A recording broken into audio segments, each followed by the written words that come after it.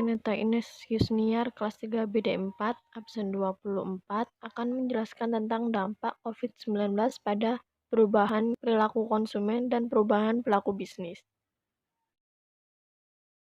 Apa itu COVID-19? COVID-19 adalah virus menular yang menyebabkan penyakit pada hewan dan manusia.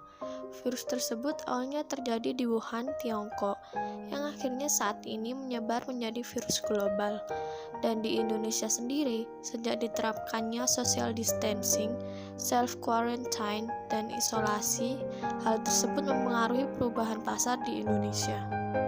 Terdapat 3 fase perubahan perilaku konsumen karena adanya COVID-19. Yang pertama cemas, yang kedua takut, dan yang terakhir panik. Fase yang pertama cemas. Di fase ini, konsumen mulai berpikir bahwa setiap saat mereka bisa tertular oleh virus tersebut.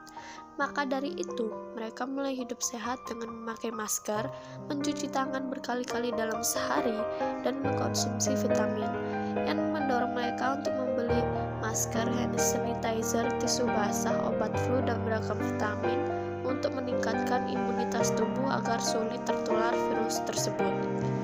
Dan mereka melakukan pengambilan keputusan pembelian secara spontan karena rasa cemas akan tertular virus tersebut. Untuk fase yang kedua, takut. Saat pemerintah mengumumkan jumlah terinfeksi terus meningkat dan beberapa pasien terinfeksi mulai meninggal dunia, di fase ini, karena ketakutan akan tertular, maka mereka tidak hanya memborong antiseptik, pembersih, dan obat flu, tapi kebutuhan sehari-hari seperti Indomie, snack, biskuit, hingga beras, dan mulai mempertimbangkan kemungkinan terburuk untuk mengisolasi dan mengarantina diri di rumah.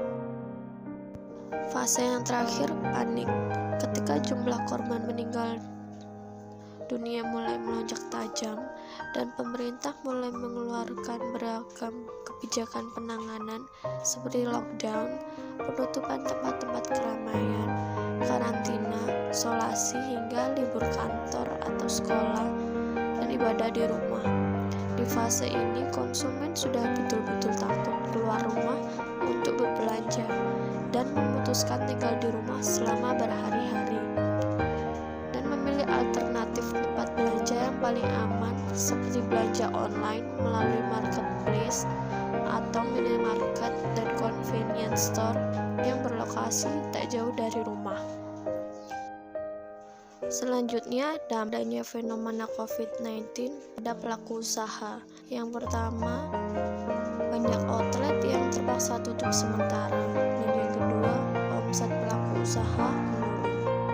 Yang pertama, banyak usaha yang terpaksa tutup sementara karena pemerintah sudah menetapkan kebijakan seperti self-distancing, self-quarantine, dan isolasi.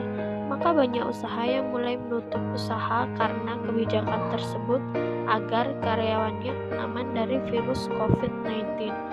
Apabila mereka tetap membuka store-nya di tengah-tengah wabahnya virus COVID-19, maka mereka akan dipaksa tutup oleh pihak kepolisian karena untuk meminimalisir penyebaran virus tersebut dengan menjauhi keramaian. Seperti dalam contoh tersebut, 4 mal di Jakarta ditutup sementara. Itu pun hanya di daerah Jakarta, belum semua Indonesia. Dan contoh yang kedua, 696 hotel ditutup karena adanya virus COVID-19, sehingga sangat besar pengaruh virus COVID-19 pada usaha di Indonesia. Yang kedua, omset pelaku usaha menurun. Karena kebijakan yang sudah ditetapkan pemerintah, maka banyak tempat keramaian yang ditutup, termasuk tempat usaha, yang dalam waktu dekat langsung mengalami penurunan omset karena harus terpaksa tutup dan tidak ada pemasukan. Apalagi kita tidak tahu kapan virus tersebut akan berakhir. Jadi aja banyak usaha di Indonesia yang bangkrut karena virus ini.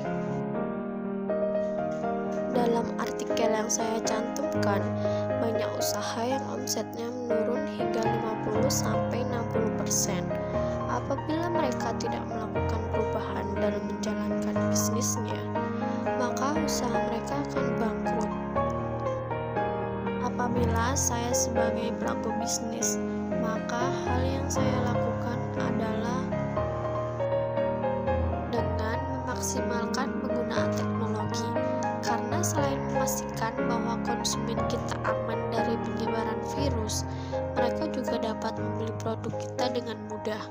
Karena pemerintah sudah menyuruh masyarakat untuk mengisolasi diri dan menjauhi keramaian, maka hal yang bisa dilakukan yaitu menyediakan produk secara online agar usaha kita juga tidak mengalami penurunan omset karena harus menutup store utamanya.